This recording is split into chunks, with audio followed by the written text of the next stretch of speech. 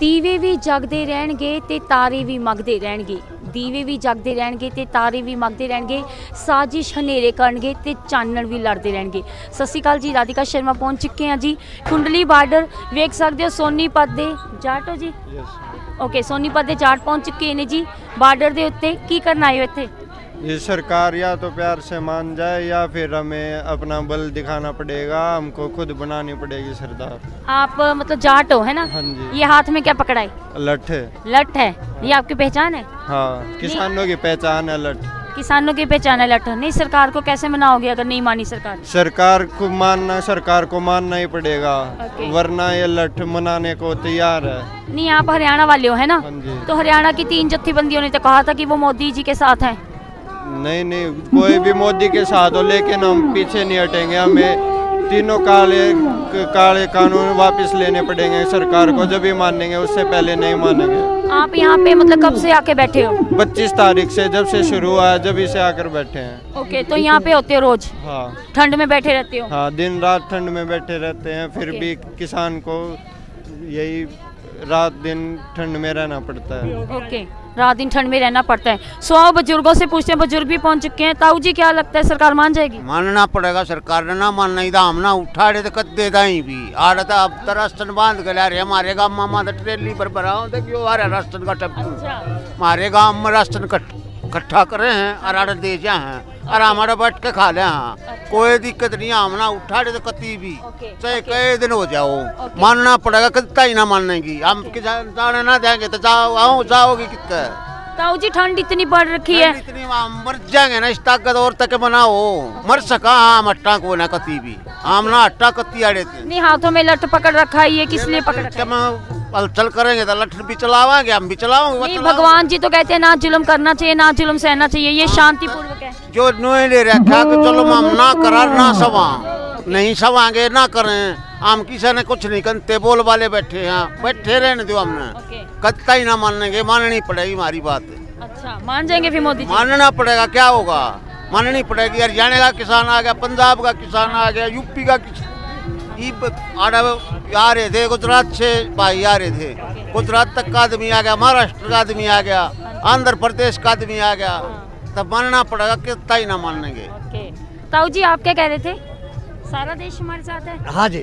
Okay, किसान और मजदूर साथ हो लिया। ओके, हाँ जी। ओके, सो इनसे पूछते हैं, यंगस्टर्स भी आए हैं, आप भी जाट हो? हाँ जी, बिल्कुल। कितनी उम्र है आपकी? 22 साल। 22 साल उम्र है? अच्छा, लगते तो हो नहीं। वो गेम करता हूँ मैं, इसलिए। कौन सी गेम करते हो? बॉक्सिंग।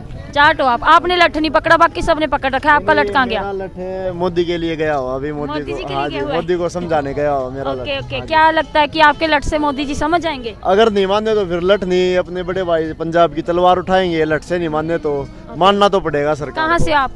सोनीपत से, साना गाँव से। हाँ जी, यहीं पे है सोनीपत, है ना? हाँ जी। तो मतलब कई तो कहते हैं हरियाणा वाले मतलब मोदी जी के साथ मिल गए हैं। कौन कहता मोदी जी?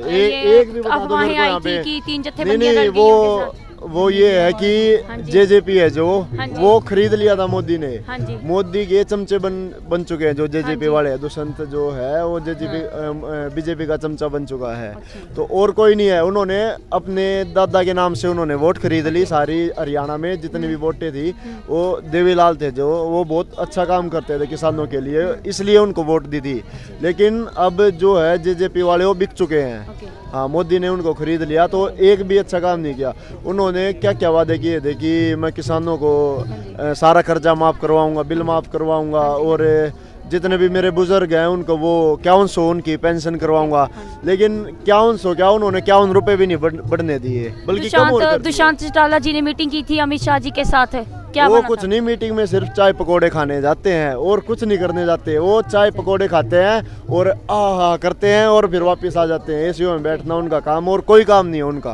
हाँ, बस जनता को, भोले वाले किसानों को पागल बनाया जा रहा है। आप लोग तो इतने सुंदर सुंदर लग रहे हो, इतने अच्छे अच्छे लग रहे हो, गेम भी करते हो। तो अमित शाह जी ने कहा कि किसानों का तो स्टैंडर्ड नहीं है, आपका तो इतना स्टैंडर्ड है। मैं यही बताना चाहता हूँ अमित शाह को, किसान आज पहले वाले किसान नहीं अनपढ़ है जो वो सोच रहे हैं कि किसान आज भी अनपढ़ है। आज के किसान पढ़े लिखे हैं, उनको सब समझ में आता। अगर उनको सब समझ में आता तभी तो आज यहाँ पे रोड पे, अगर किसान इतने ही पागल होते तो आज उन्हें कुछ भी नहीं पता होता, तो आज वो यहाँ पे नहीं होते।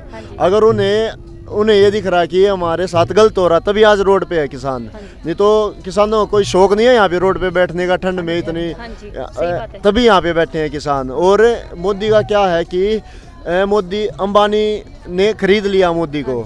ये क्या चाहता है कि जितने भी हमारे एयरपोर्ट हैं, रेलवे हैं, इन सबको प्राइवेट करना चाहता है। हाँ जी, इनका यही मकसद है। इतनी छोटी सी उम्र है 22 साल की, पर पता आपको सब कुछ है ना? पता क्यों नहीं, पढ़ा लिखा हूँ मैं, किसको नहीं पता, बच्चे को पता है मोदी कितना घटिया काम कर रहा है। आप खुद बताओ मेरे को, आप कितने, इतने 1 करोड़ में संख्या के लोग खड़े हैं यहाँ पे, लेकिन एक भी बंदे से मेरे से पूछवा दो कि एक भी काम किया हो तो मोदी ने। आप मेरे को बताओ कि कुछ भी, मतलब एक छोटा सा काम भी बता दो मेरे को जो मोदी गवर्नमेंट ने किया हो। एक भी तो सड़कें बनाई है जी आपके हरियाणा में, आपके हरियाणा में तो बहुत फैन है जी मोदी सरकार के। कौन है? एक भी मेरे आगे लाओ ना, आप कहाँ हो? मोदी नहीं, मेरे नान के हरियाणा में वो कहते हैं कि मोदी जी ने सड़कें बना दी। वो हरियाणा में तो बहुत मोदी भक्त है, अंधभक्त है, काला जादू करता है। जो उसके काले जादू में अब हम नहीं आएंगे बहकाए में। आप खुद बोल रहे हो कि इतने समझदार हो आप। हाँ, हम तो पंजाब से हैं। हम आपसे एक बात पूछना चाहते हैं, सारी दुनिया मोदी जी के खिलाफ थी जब इलेक्शन हुए थे। अगर कमरे में 5 बंदे बैठे होते थे, 5 में से पूछ लीजिए कि मोदी जीतेगा, तो वो कहते थे हमारा फेवरेट नहीं है मोदी सरकार। तो मोदी जी जीते कैसे? यही तो ईवीएम जो इलेक्ट्रॉनिक वोटिंग मशीन है, यहाँ पे पता नहीं होगा मेरे बुजुर्ग हैं जितने, लेकिन मेरे को पता है ईवीएम में इतना घोटाला कर रखा है इसने, गवर्नमेंट ने।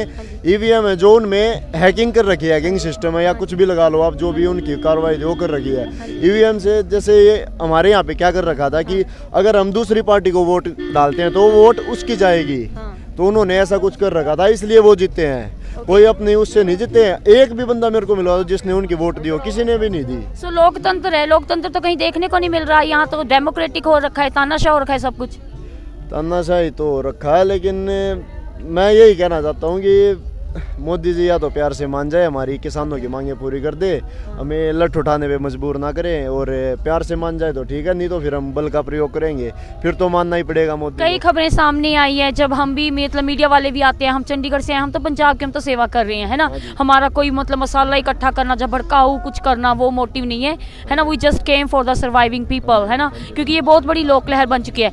तो हम जब आते हैं तो हमें लोग कहते हैं, हमारे मकान मालिक कहते हैं बेटा मत जाओ, वहाँ पे फोर्स लग गई है, खबरें आ रही हैं, खुफियाना खबरें आ रही हैं, फोर्स लगे, रातों रात हमले हो सकते हैं, सियासत चल रही है, बीच में पता नहीं कितने सियासत चल रही है। तो क्या लगता है हमला हो सकता है? जो गोदी मीडिया है, जो मोदी की मीडिया है, ये सब उनका काम है। जो ये न्यूज़ दिखा रहे आज तक वाले हैं, ये जो भी मोदी ने खरीद रखे चैनल, ये सब भड़काने का काम कर रहे हैं। यहाँ पे किसान शांतिपूर्वक आंदोलन कर रहे हैं अपना, और जब तक चलेगा शांतिपूर्वक चलेगा। आप लोग तो शांतिपूर्वक हो, क्या सामने से शांतिपूर्वक आ रहा है? अगर मतलब वो तो तानाशाह बन ही गए हैं, अगर उन्होंने कोई ऐसा रिस्पॉन्स दे दिया कि अगर फोर्स आ गई, दंगों वाला हालात हो गए तो?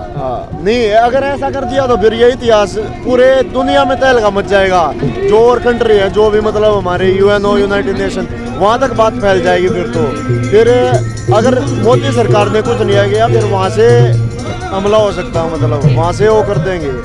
हाँ जी, गवर्नमेंट ऐसा नहीं करेगी, हमें पता है, क्योंकि यहाँ पे 1-2 किसान नहीं है, करोड़ों किसान है यहाँ पे, ऐसा नहीं करेगी गवर्नमेंट। नहीं, आप तो यंगस्टर्स हो, है ना, हमारे देश की मतलब, है ना, अगली पीढ़ी, तो क्या लगता है जीत के जाओगे? बिल्कुल जीत के जाएंगे। अगर चाहे 6 दिन, 6 महीने, चाहे 6 साल, 60 साल भी बैठना पड़ जाए, बुढ़े चाहे मरना पड़ जाए यहीं पे, लेकिन हम जीते बिना नहीं जाएंगे यहाँ से। ओके, इतिहास को सिरज दो। बिल्कुल बिल्कुल। ओके, सो ये है जी सोनीपत के जाट। सभी जाटों को दिखा दीजिए, कितनी सुंदर सुंदर बंगे बांध रखी है, सबने लाठ ले रखे हैं। इनका लाठ गया है मोदी जी के पास, तो उनको मनाने के लिए। सो जल्दी हम दुआ करेंगे आपका लाठ वापिस आ जाए और मोदी जी मान जाएं। सो दुआ करते हैं जल्दी किसानों की दुआएं कबूल हो, मोदी जी मान जाएं, क्योंकि इतनी ठंड में 7 डिग्री सेल्सियस है, बहुत ठंड है। कहीं ठंड के कारण मतलब पहले ही बहुत से किसान शहीद हो चुके हैं। हम नहीं चाहते कहीं औरों को शहीदी देनी पड़े। मैं राधिका शर्मा आपके साथ कुंडली बॉर्डर से।